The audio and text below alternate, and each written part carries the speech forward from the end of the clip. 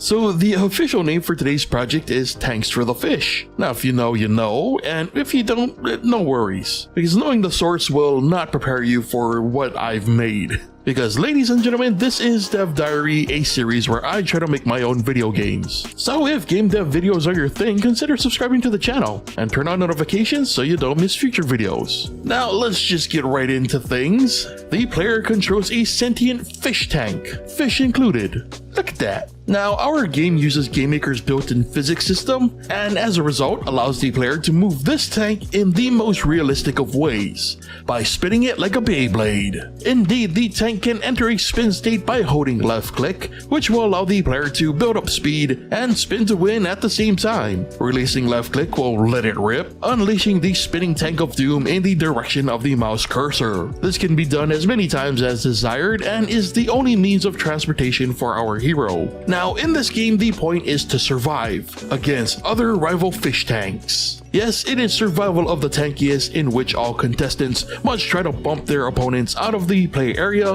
by any means necessary. And we really do mean any means necessary, because while the main way to dispatch a foe is to knock them out with a well-placed and well-timed bump, there is another option. For the player, this is done by right-clicking, but in general, each tank can in fact throw that fish. And though the fish may seem smaller than the tanks, they are thrown at such a velocity that they guarantee to disrupt on contact. It's a secret move that should be saved for just the right occasion to fully maximize its usefulness. Kinda like the secret that if you enjoy my content, executing your support on my Patreon can help me keep making it. Doing so can get you access to exclusive content and downloads, and even early access to the weekly Dev Diary videos before they're released on YouTube. Now, when I say that the fish are thrown at a crazy speed, I am not kidding. Literally, like, trillions of units are injected into this fish, which I found unusual based on previous attempts at using GameMaker's built-in physics system.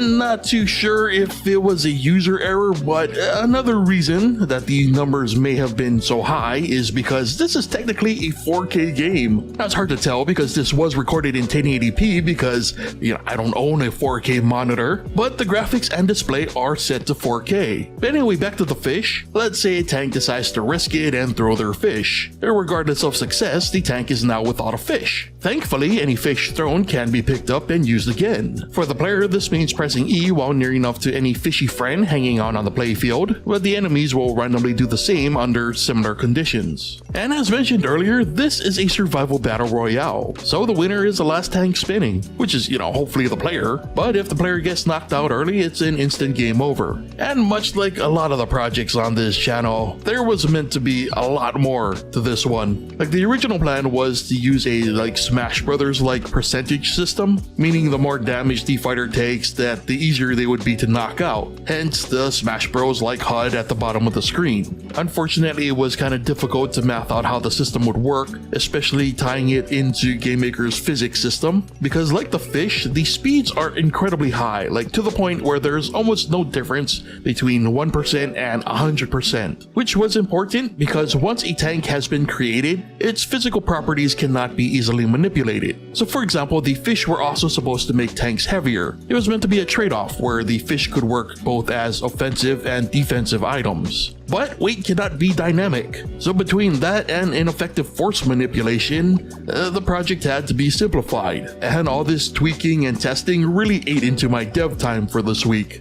Seriously, there were plans for different fish with different weight properties and effects, randomly generated levels with obstacles, just so much to do, so little time, So yeah, I really like this idea. It's one that I've wanted to do for a while, and I'm disappointed that I didn't have time to flesh it out, but the game is still pretty fun in its current form, as absurd as it is. So what did you think? What would you add to make things even more absurd? As always, I'd love to hear from you, so be sure to leave your thoughts and ideas in the comments. And if you enjoyed today's video, be sure to leave a like. But with that said, brings us to the end of today's Dev Diary, so thank you so much for watching, and I'll see you next time.